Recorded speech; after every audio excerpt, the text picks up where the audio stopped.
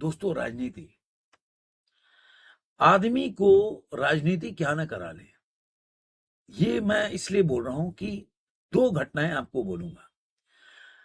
एक, जो उत्तर प्रदेश में आपको पता है, पूजा पाल ने जो वहां के विधानसभा में जो भाषण दिया और जिस तरह का बात उसमें उन्होंने बोला कि उनको सारा न्याय जो योगी जी की सरकार आने के बाद मिला, वो कैसे राजनीति से प्रेरित, मुझे ऐसा लगता है।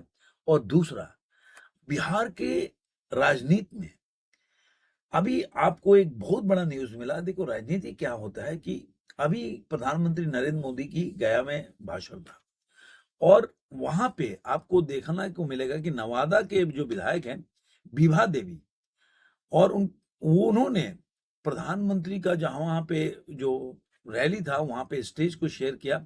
और एक बहुत बड़ा झटका है, विभा देवी और रजौली के विधायक प्रकाश वीर, उन दोनों लोग प्रधानमंत्री मोदी के नवादा के मंच पर नजर आए। तो ये बिहार में एक राजनीति, अब ये दोनों चीजें राजनीति कैसे जोड़ती है। और अवसरवादिता, चाहे वो बीजेपी के लिए हो और चाहे ऐसे लोगों के लिए हो, चाहे वो पूजा पाल हो या ये जो विधायक है, और चाहे बीजेपी है, कैसे जुड़ा हो मैं बताऊंगा। सबसे पहले पूजा पाल के पास चलते हैं कि उत्तर प्रदेश में आखिर ये पॉलिटिक्स पूजा पाल का कैसे रहा। दोस्तों, आपको पता होगा कि 2005 में राजू पाल का हत्या हो गया था। प्रयागराज में बहुत गोलियों से भून डाला गया था और उस समय शायद मेरे ख्याल से 9 दिन ही शादी की हुई थी पूजा पाल की राजू पाल से।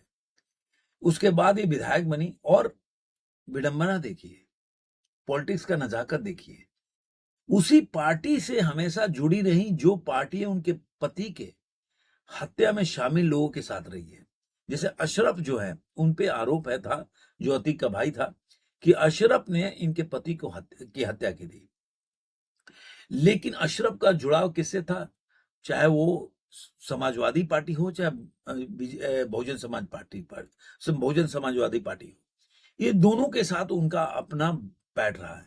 लेकिन उसके बावजूद भी इतने सालों तक उसी पार्टी में रही और आज भी समाजवादी पार्टी की ही विधायक है। भले ही उनको निष्कासित कर दिया गया, अलग बात है, लेकिन आज भी वो समाजवादी पार्टी की विधायक है। तो कहने का मतलब, जो उन्होंने अभी योगी आदित्यनाथ को एक भाषण में प्रेज किया कि इतने सालों तक उनको न्याय नहीं मिला, न्याय में नहीं मिला, उनके पति की हत्या हुई थी उसमें, ये योगी जी की सरकार आने के बाद उनको न्याय मिला, जिसकी वजह से समाजवादी पार्टी ने उनको अपने पार्टी से निकाल दिया। अब सवाल ये होता है कि इसमें समाजवादी पार्टी अगर निकालना चाहती, जो उनके प्रवक्ता बोल रहे हैं, तो बहुत पहले ही निकालना चाहिए, जो कि वो मान रहे हैं कि उनकी जो पार्टी के खिलाफ एक्टिविटी चल रही है, जैसे कि उन्होंने उनके खिलाफ भी वोट दिया था। तो कहने का क्या मतलब है, अगर यही मानते, अभी भी 3-4 ऐसे विधायक हैं जिन्होंने पार्टी के अगेंस्ट में वोटिंग किया है। तो अगर अगेंस्ट में वोटिंग किया है और ये भी मानते हैं कि पूजा पाल ने भी किया था, तो आज पूजा पाल पे कार्रवाई कर रहे हैं, तो ये उन्होंने बोला कि हमेशा से पार्टी की गतिविधि में शामिल रही है, मतलब पार्टी के विरोधी गतिविधि में, तो उस समय क्यों नहीं हटाया। तो ये पॉलिटिक्स का नजाकत है। अखिलेश यादव को अपना पीडीए साधना है, उनको दिखाना है कि भाई पिछड़ा, दलित और जो अब अल्पसंख्यक है, अब अगड़ा भी बोल देते हैं, तो ये जो चीजें को साधना था। तो पूजा पाल एक पाल कम्युनिटी से आती हैं, जो कि जहां से कौशाम्बी से चुनाव वो जीतती हैं, वहां पे पाल कम्युनिटी के ज्यादातर लोग हैं। तो अखिलेश यादव आज तक उस कोई जोखिम नहीं उठाना चाहते थे। लेकिन इसके पहले अब ये सवाल उठता है कि इतने सालों तक अब समाजवादी पार्टी ने इनके खिलाफ कार्रवाई नहीं की। अब आते हैं कि पूजा पाल ने क्यों नहीं किया, क्योंकि पिछले साल तक, अब आपको आप पे छोड़ देता हूं कि आप किस नजरिए से इस घटनाओं को जोड़ते हैं, क्योंकि मेरे हिसाब से ये पूरा राजनीतिक स्वार्थ का पूरा मिश्रण है। पूजा पाल को, जो कि कौशाम्बी से थी, तो पहले पहले के जो समाजवादी पार्टी के प्रदेश अध्यक्ष थे वो थे नरेश ओम पटेल। लेकिन उसके बाद से श्याम लाल जो पाल हैं, उनको प्रदेश अध्यक्ष बनाया गया, जो कि कौशाम्बी से ही हैं। पूजा पाल को लगता था कि उनको बनाया जाएगा, लेकिन उनको बनाया नहीं गया। तो पूजा पाल इससे नाराज थी और इसलिए वो एक, बोल सकते हैं कि पाल कम्युनिटी के नेता बन के उभर नहीं पाई और वहीं पे पाल दूसरे को खड़ा कर दिया। तो ये पॉलिटिक्स होता है, क्योंकि अखिलेश यादव ने एक तीर से दो निशाने साधे, क्योंकि वो देख रही थी कि पार्टी की गतिविधि में शामिल तो हैं, विरोधी गतिविधि में, लेकिन इसमें अगर कार्रवाई करेंगे तो जो पाल समाज के लोग हैं, जो कौशाम्बी से, तो वो सीट उनको हारना पड़ेगा। इसलिए उन्होंने एक नया नेता वहां पे खड़ा करने का प्रयास किया कि देखो, प्रदेश अध्यक्ष मैंने पाल कम्युनिटी से बना है।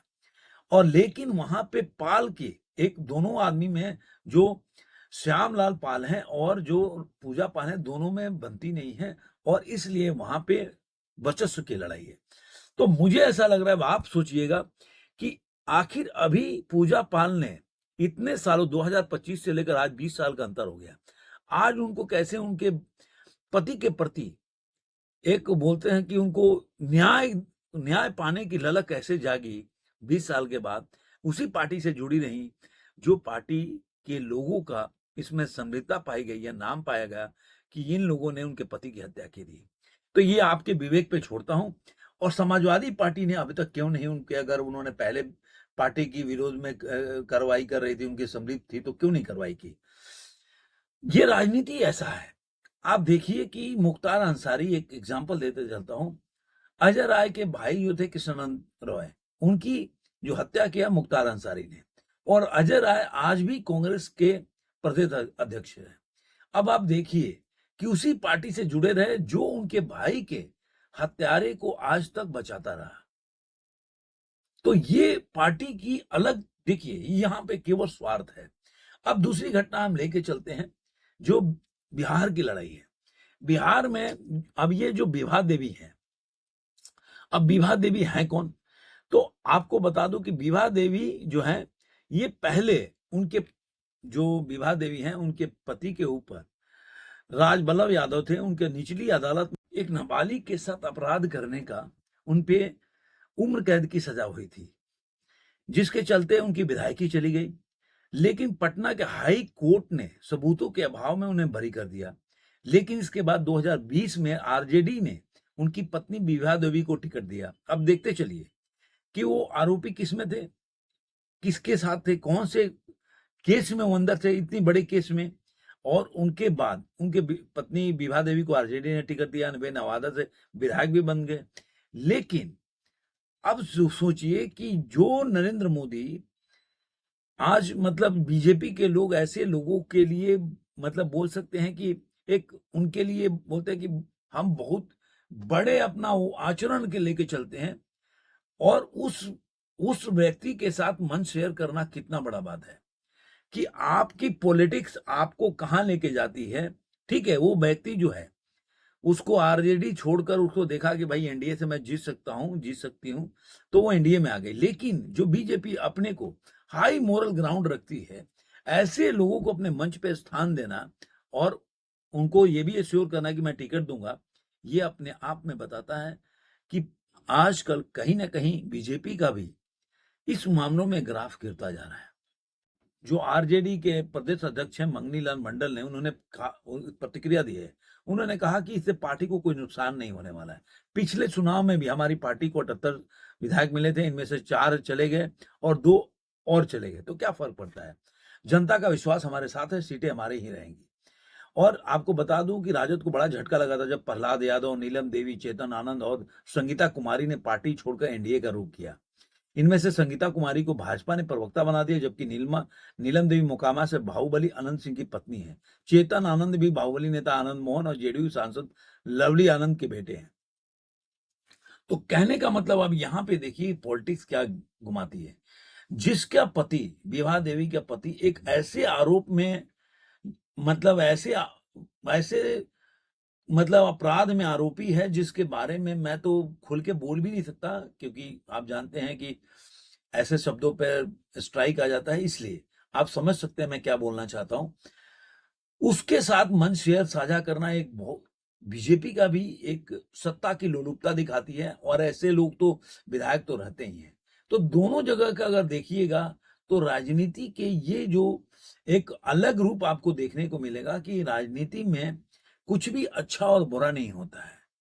हाँ, कम अच्छा बुरा बोल सकते हैं कि बीजेपी में उतने लोग ऐसे नहीं हैं, लेकिन इतना नहीं बोल सकते कि बीजेपी भी दूध की धूली है या एनडीए भी। ये लोग भी बाहुबली हो गए या अपराधी लोग हैं, उनको टिकट देते हैं, उनको जिताने का प्रयास करते हैं। तो यही है पॉलिटिक्स की मेन या राजनीति की, तुम्हारा कमीज मेरे कमीज से ज़्यादा काला है। तो आपको ये वीडियो कैसा लगा ज़रूर कमेंट बॉक्स में बताइएगा। फिर मिलेंगे किसी और वीडियो में। आज के अंक में इतना ही।